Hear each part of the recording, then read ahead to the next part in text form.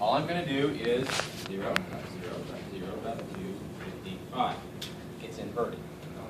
Okay? So instead of counting bits from the left to right, we count them from the right to left.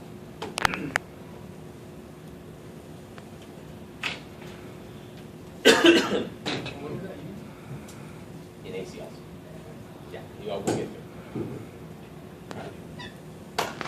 So, how do we create ACLs? Well, first off, we write it, which we're going to get to here shortly. But one of the things that I want to do is I want to talk about where they're applied first. Because this is one of the things that, in teaching this class for the last 6 or 7 years, one of the things I've noticed is students really grasp how to write ACLs, and they go through the labs, and they go through the tests, and they write the and they do a beautiful job on writing the ACLs. And yet they lose half the points of the question because they don't apply the access group command to the interface. An ACL is not any good if it's not applied. Okay? So, I kind of want to cover this up front. I know this is step 2, but I'm only doing this because you miss it a lot of times. So I want to emphasize this. Okay? So, creating the ACL, we go over this on table 2.5 and 2.6. Kind of know that. And I kind of want to go over the map of the traffic diagram, because this is important. And this is really drives home the point of where this ACL goes. Okay? So, I have a diagram up here. All right? And I have a DMZ off of this firewall. And it's my mail server. Okay? Now, I need to write an access list that permits mail traffic through the firewall that will allow SMTP traffic, TCP port 25, to it. But I don't want to allow any other traffic to it, right? Or any other thing else on this DMZ if I put something out there. So I need to write an ACL. So let's just say for a second that I write my ACL and it's correct and everything else. I now need to apply it to my firewall. So here's a question, and I want somebody to take a stab at it. Where on the firewall should I place this ACL? Now it goes on an interface, and interfaces have 2 buffers. They have a receive buffer for traffic coming inbound, and they have a transmit buffer for traffic going outbound.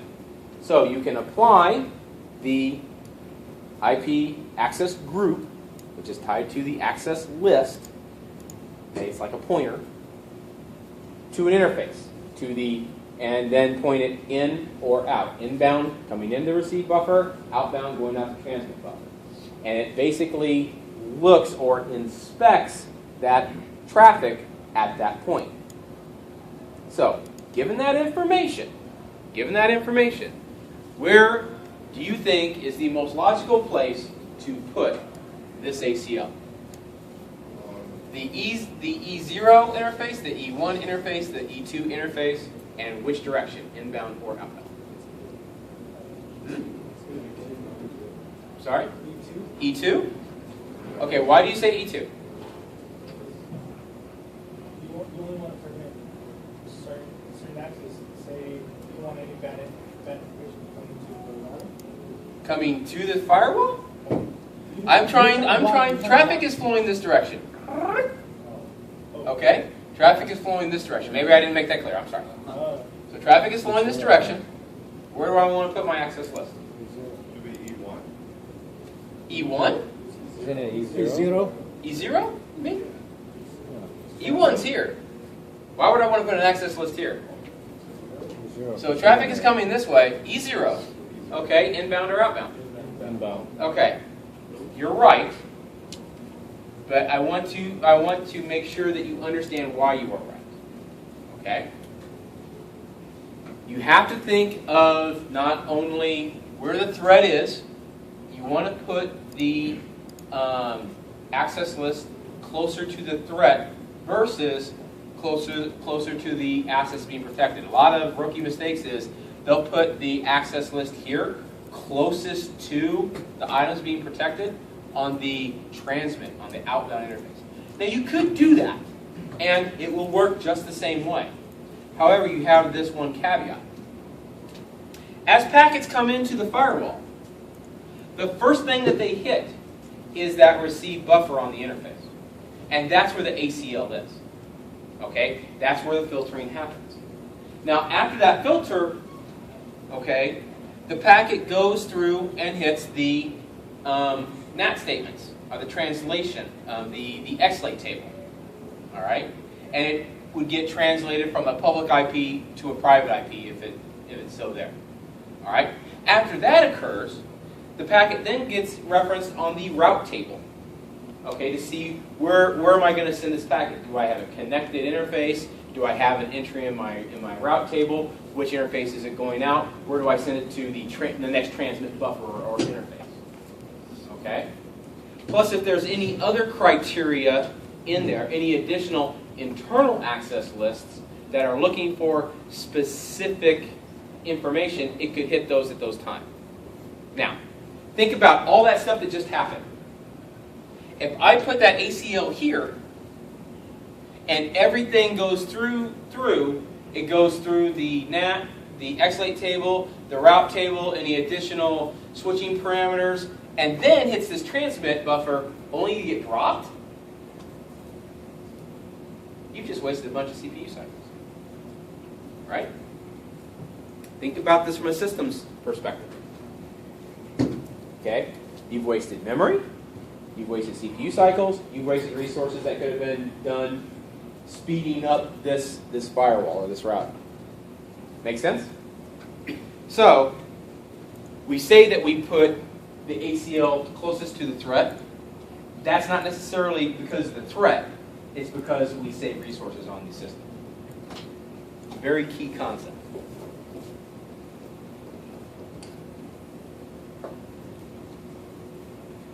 So, understanding the direction of the ACL will help identify which direction you want to inspect the traffic. Inbound, receive interface, outbound, transmit interface. Transmit buffer, excuse me. So, the ACL processing, the pseudocode that I just went over for this. Packet flow rules and packet types. The flow charts that are on page 34 and 35 of your text. Kind of covers a little bit of packet fragmentation, which we'll get on to a little bit later in the course. That's kind of important for denial of service attacks. Okay, the different types of ACLs. I'm going to cover these briefly. We're only going to really be concerned with standard, extended, and named ACLs. I'm going to cover these others, time-based a little bit. These other transit, turbo, receive, debugging, just in lecture, not really in practice. So, here's how we write an ACL. Okay? Access list, the ACL number. This is a standard ACL. And standard ACLs only work on source IP address, source IP network. That's it. That's all they care about. They're only looking at that portion of the IP header, that has that source IP address. That's it. That's all they care about. They don't care about protocol numbers. They don't care about where the packet's going. They only care about where the packet's coming from. Okay? Then you can set deny or permit. The source network, or you can put host right here for an individual device and the IP address. The wildcard mask, okay, and log. Log is optional. Keyword log is used for processing matches to a logging device such as a syslog server or your internal logging buffer.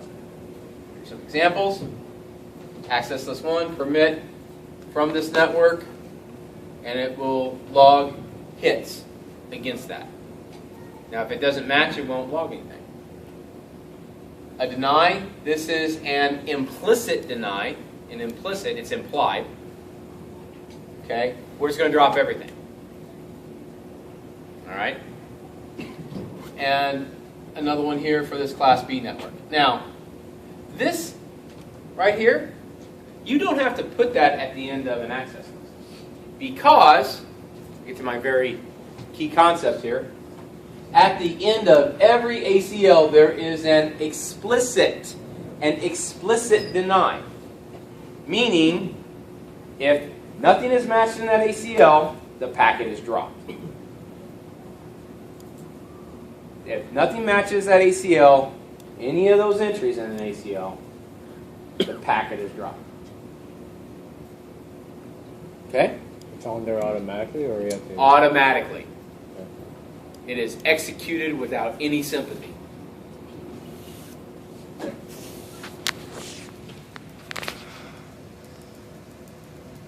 So, applying an ACL. This is important. You go into the interface. So, interface fast Ethernet 0/0. Once you're in interface configuration mode, IP access dash group, the access list number or its name, and then whether it's inbound or outbound.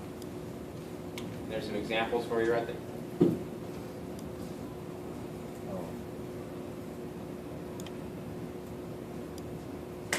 Extended ACLs. Now, extended ACLs work not only on source IP and IP network, they also work on destination IP and IP network, as well as layer 4 port.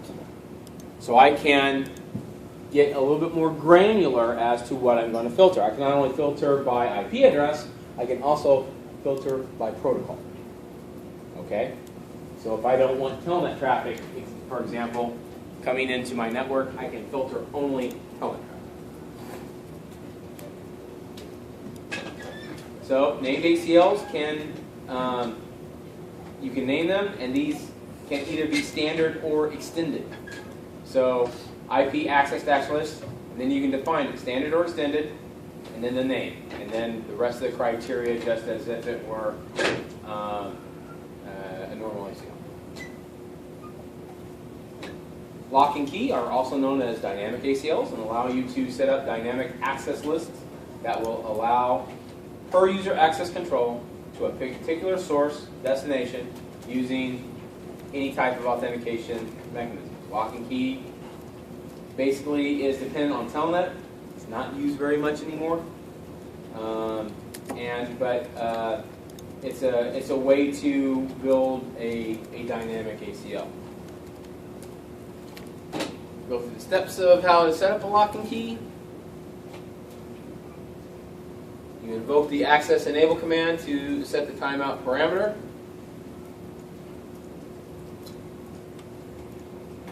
I give some more examples. You're not going to have to do this for the purposes of any lab. Reflexive ACLs allow IP packets to be filtered based on upper layer session information, and these are generally used to allow outbound traffic and to limit inbound traffic. Okay? Now, with a lot of these types of ACLs, we don't use them anymore because we have this handy dandy thing called NAT, and it does it for us automatically. NAT and PAC. So, but you still have them if you need them for whatever reason in iOS. An example of a reflexive. Established ACLs, again, covered by NAT, covered by your XLake table. Basically, it is a type of ACL that allows already established connections that are useful for static network environments. It can only be used with a TCP protocol. Okay? Again, NAT takes care of that. Time-based ACL are really good, and I use these sometimes at customer request so that I only have access to their network between X and Y time, right? So very security conscious, that's fine. They'll write an ACL on, say, their internet router based on my company's public IP address that I've got to come from, right? And then it'll grant me access only between like 1 a.m. and 4 a.m. And I have to use that time frame to do any maintenance on their system. Okay? Also used in conjunction with VPNs quite a bit. Example of a time-based ACL. Turbo ACLs are used for very, very long ACLs with hundreds or even thousands of entries. You very seldom ever see a turbo ACL. It's enacted by the compile trigger of the access list command. Okay? Not very. I have seen 2 turbo ACLs in my 20-year career. 2. And they were both for ISPs. Okay? And we're talking thousands of entries. It's easy to use this because you can look up the ACL and you can do search criteria on it. That's why you use a turbo ACL. Okay? Receive ACLs, again, only used in really large routers by the Nexus series, the 12,000 series, the 7500 series. I hear it's also going to be in the newer 7600 series, used for defense against denial of service attacks. These attacks can overwhelm a gigabit route processor very easily, and this comes with a slight performance trade-off because it's very CPU intensive. All right, I've worked on 1 receive ACL in my entire 20-year career. Again, with an ISP. Okay, where I actually had to go through and audit it. I didn't write the damn thing. If I would have had to write, I would have called Cisco TAC. Right? That or a CCIE. So you don't really run into these very often. Large network environments. All right. IP ACLs, infrastructure protection ACLs. This is more of a conceptual framework. There's no specific configuration. It requires careful inbound network defense planning. Transit ACLs are very similar to infrastructure ACLs in that they are conceptual in nature and effectively allow only the traffic necessary into a network. What Cisco calls its self-defending network. Classification ACLs. These are also characterized as flags, and inspects traffic, flags it as either statically or within the use for IDS and IPS systems. They're quite often written on the fly by the system itself, and they're used to combat denial of service attacks. And finally, debugging ACLs. These are used to troubleshoot for troubleshooting purposes, to classify and mark traffic or to inspect traffic and look for specific traffic. You have to be very careful when using debug commands, though. Okay, especially in a production environment. Okay, I would not recommend the use of debug IP packet, except in a lab environment, because you will bring a router or switch down to its knees. Okay, never ever, even in a lab environment, don't use debug IP any. Very bad idea. Or debug all. Never use it. Unless you really, really want to crash it out, then go for it. All right, so let's kind of go through a little bit of an ACL example here. So I powered up my routers, and I'm going to console to them.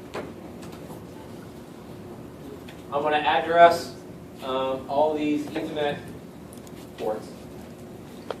First off, I want to ensure that I can access each router from the other. So I'm going to go into the VTY lines. So line VTY05, 04. I'm going to allow logins. I'm going to set my password to Cisco. Then I'm going to go into my fast Ethernet and give it an IP address.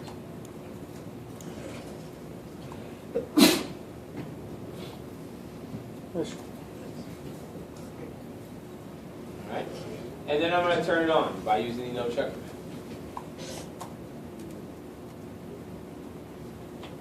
Alright. Oh, and just for good measure, I'm going to set logging to buffer. No shut turns on the router you see? No shut turns on the interface. Oh.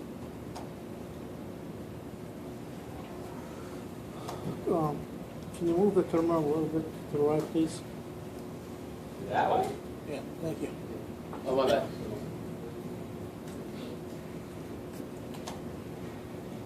All right, on R2, I'm going to do the same thing. Go to my VTY lines. Password. Go to my internet interface 00, fast Ethernet 00, give it an IP address.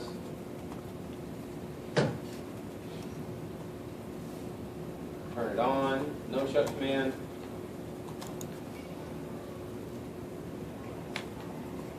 And do logging button. R1, same. Line, BTY, 4.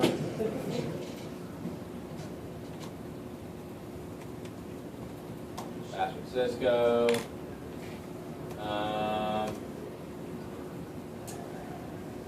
F00. Add 10.0.1. Turn it on, no shut.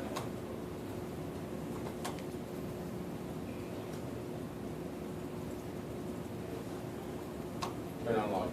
All right. Now, I should be able to ping everybody on this network. So from R1, I should go to ping R2, 10.0.0.2.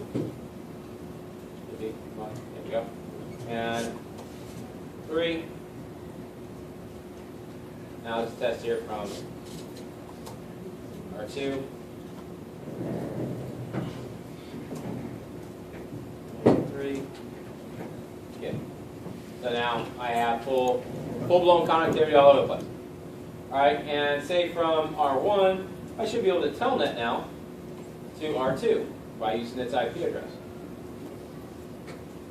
I give it my password. I type my password right, and I'm now in R2. Okay. Now if I type in enable, no password is set. Okay. So enabled, in order to do any type of remote management, I have to have an enable password in order to get into the privileged exec mode. So let me do that real quick. That is enable pass, and then I get to give it a password. I'll do Cisco 123 on all those passwords.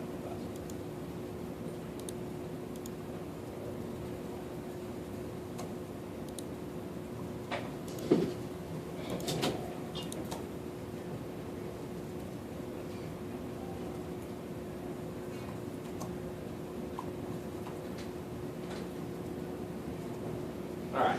Now if I go back here to R1, and you know what? Engineers, we're inherently lazy. We don't have to do the telnet command. We can just do 10.0.0.2, and it's smart enough it'll telnet for us. Type my password, go into enable mode, Cisco 123, and now I can administrate R2 from R1. Okay? Now, let's just back up a second. Maybe I get into an argument with the network admin that controls R1. Maybe I don't like him. And I don't want him to administrate my box anymore. Right? Okay, maybe I think he's a tool or something and I just don't like him, so I'm going to lock him out. So, I'm a security guy. I'm going to go ahead and write in an access list. So, access,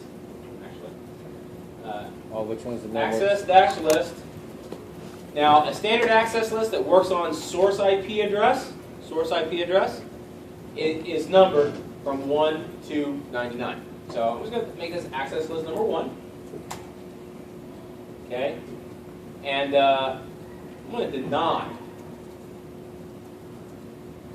10.0.0.1. Right? And my wildcard mask is going to be all zeros. Because I want an exact match. And I'm going to log it. So if he tries to log in and gets denied, I know about it. Okay? Now there's another way I could do that. So if I show run, or do show run here,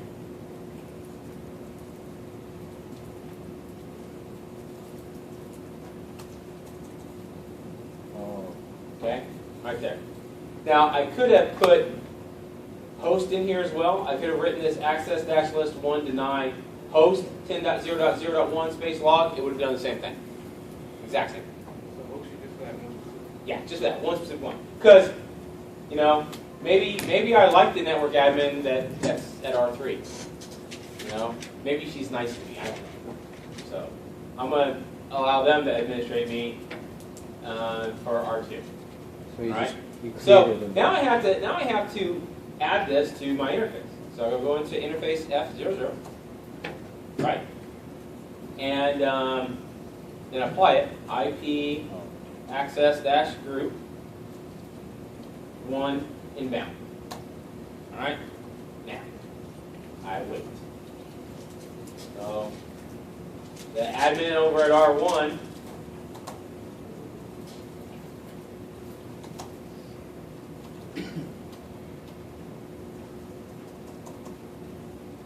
Whoops.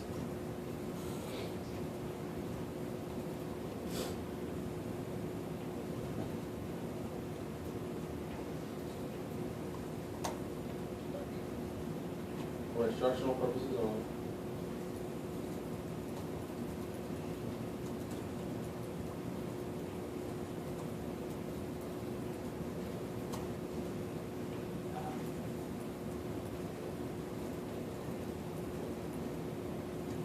I locked myself out. All right, so now on R1, if I try to go back and telnet to R2, I get denied. I get denied.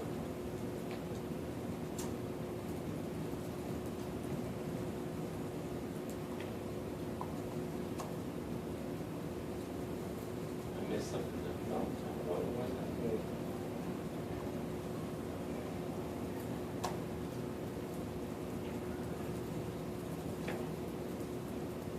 And if I do a show log, I see here that when I tried to get into it, I was denied. So, but we have a problem. Anybody know what the problem is? What happens if I want to allow R3 to get in? So if I try to get into R2, I get denied. Well, I specifically said in R2 that I only wanted to deny R1, right? Wouldn't you Bingo. explicit? There's an explicit deny. So if I don't implicitly state that I want 10.0.0.3 to come into that access list, it's going to be denied automatically. So you have to be very specific. You've got to be very, very, very specific. So in R2, So if I let's can get see. around that is I can make an additional entry here to access list 1 permit 10.0. And I can do it differently this way. Permit host 10.0.0. Well, let's say you have 100. Hey, what? Let's say we have 100 IP addresses. Yep. Well, you have to specify all of them together, or can you put them all on No, one you list? can use it just like a subnet mask. Well, I mean, So if you wanted allow- to look at, if you knew those IP addresses, were they contiguous? Are they all on different networks? That's the first question I would ask. Okay, so let's say continuous. They're Can you contiguous? just put the range? Well, no, you could put the subnet, the closest subnet to it. Okay. So say you had 10.0.0.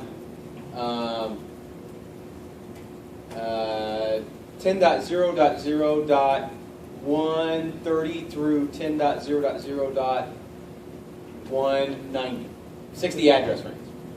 What's the subnet mask that would match that for that range? 255.255.255 dot.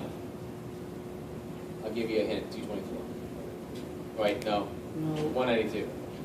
92. 192. So if they were on different networks, well, how would that work?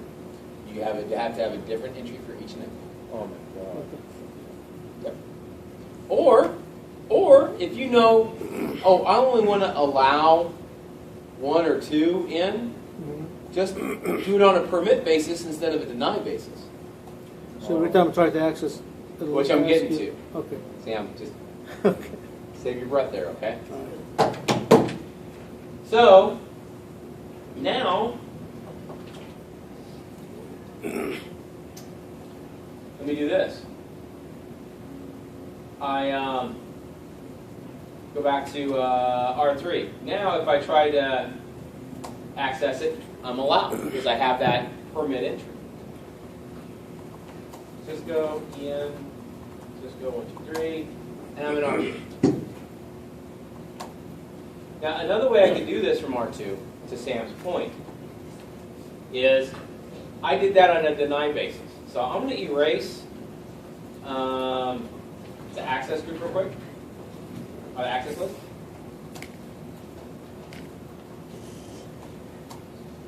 All right.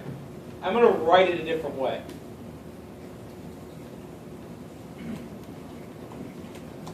I'm going to write it with a permit statement first.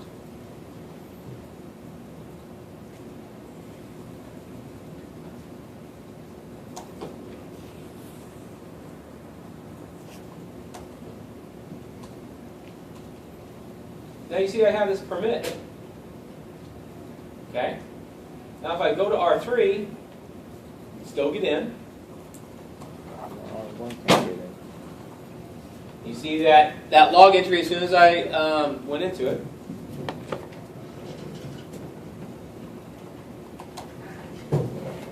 Alright? But if I go back to R1,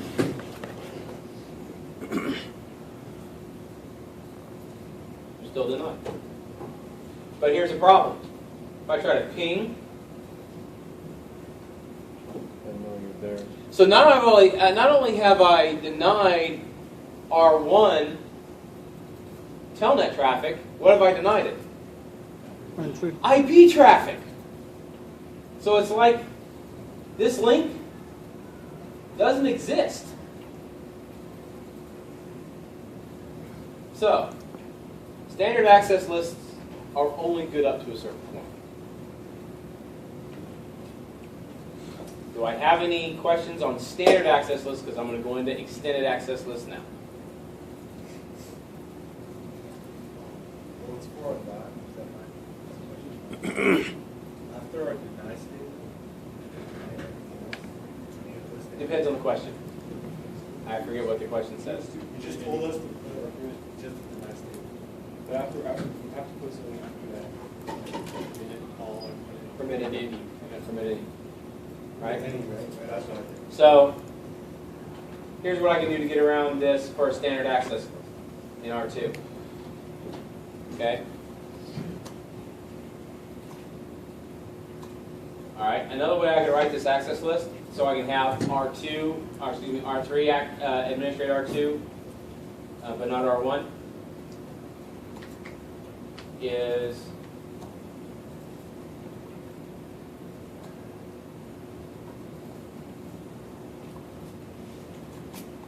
go back and deny R1.